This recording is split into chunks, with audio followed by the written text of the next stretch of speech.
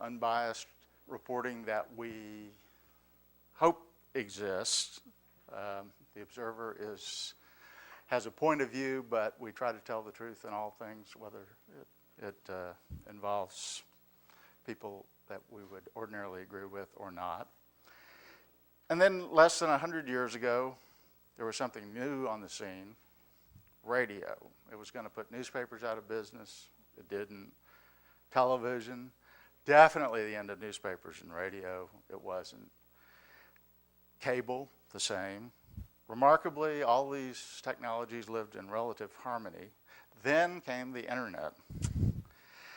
I call it the ultimate liar, as there is less assurance now than ever before, I think, that what you are reading, hearing, or seeing is real or true. It's kind of like the early days of newspapers in America when the forces of Jefferson and Hamilton waged wars of fiction in their newspapers. Tragically, today, because of the internet and all sorts of other factors, many daily newspapers are dying, at least shriveling up. I think this is a very dangerous and distressing thing. Newspapers, or at least journalism, however it is delivered, and there are lots of new ways that are being essayed right now, are essential to our democracy. Without truthful, believable, investigative reporting, how many more shenanigans than those we are aware of would be going on? But can we have real journalism without newspapers? I think the answer to that is maybe. The oldest business in Washington State, the Seattle Post-Intelligencer, closed down last year, leaving a web portal in its place. Denver's Rocky Mountain News is gone. San Francisco Chronicle and the Boston Globe may soon follow. In just the past couple of years, at least 160 American newspapers have bitten the dust. In that same period, more than 30,000 newspaper staff have been laid off, fired, or had their jobs eliminated, and about half of those this year. I think you can appreciate how bad things are getting. Multiple daily newspapers were once the norm for U.S. cities, and today only 5 cities, New York, Chicago, Detroit, Boston, and Philadelphia, still have more than one daily paper, many of those hanging on by a thread. The Detroit Free Press and the Detroit News no longer have regular home delivery. The Philadelphia Inquirer, the Daily News, the Minneapolis Star-Tribune, Chicago Tribune, Los Angeles Times, Baltimore Sun, Hartford Courant, Newsday, Chicago Sun-Times, New Haven Register, and others are all in bankruptcy. Even the New York Times is in trouble, having mortgaged its new headquarters building, borrowing $250 million at 14% interest from the richest man in Mexico, and threatened to close down its Boston Globe, for which it paid the astounding price of $1.1 billion. The Christian Science Monitor is now an online publication. And it's not just newspapers, but magazines too. Newsweek is now a magazine of commentary, not news. U.S. News and World Report has gone monthly. And the big secret of all this is that almost every daily newspaper in the United States is still profitable. Not as profitable as all those folks on Wall Street who gave us our economic collapse would like to see, but profitable nonetheless. And not profitable enough to pay the huge debt loads taken on by the corporations that expected 20% returns on their investment forever. Jim Fallows, writing in the Atlantic, attributed all this phenomenon regarding newspapers, at least, to the death of advertising as we have known it. The loss of advertising, down more than 30% this year alone, has been devastating. Classified advertising fled to Craigslist.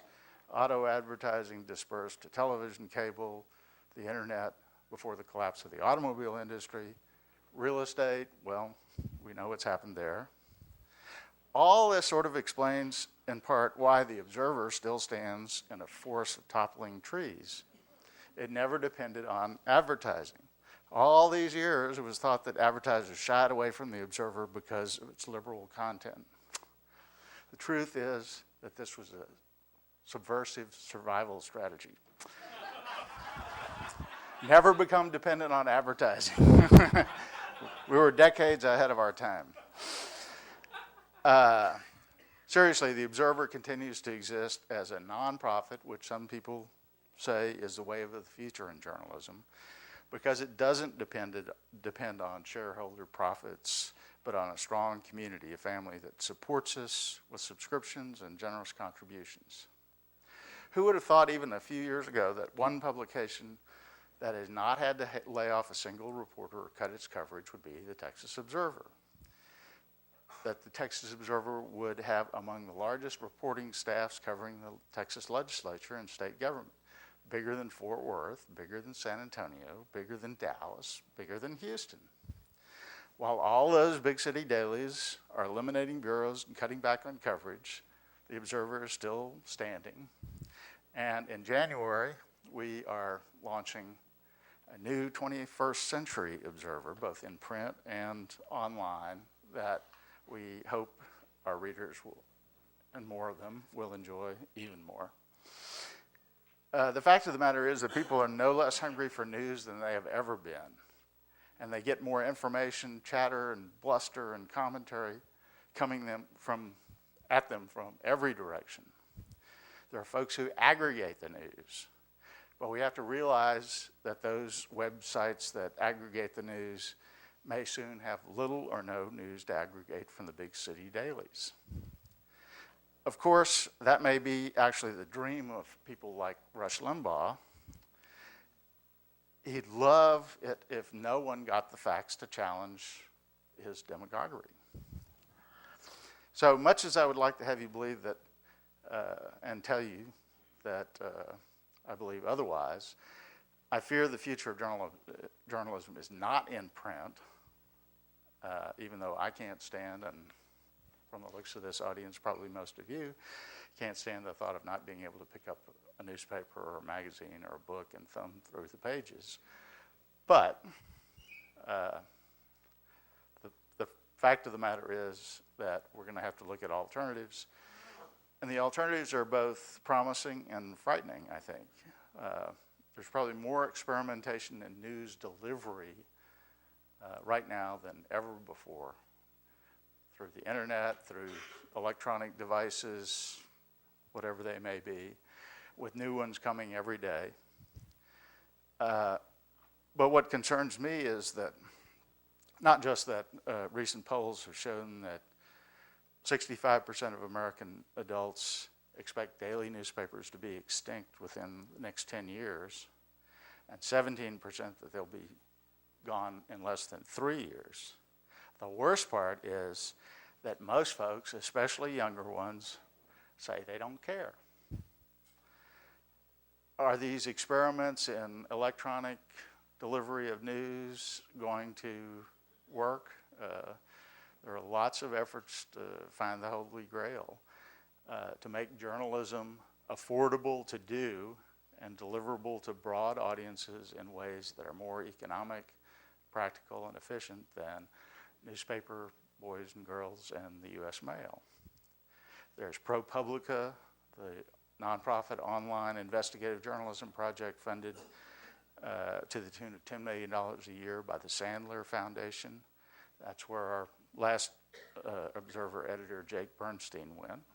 There's MinnPost, another online nonprofit covering Minnesota.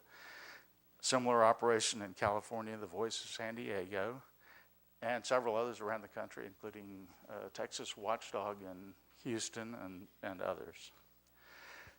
There are subscription models and models funded by grants and contributions. Most of the experiments, I think, that seem to be working are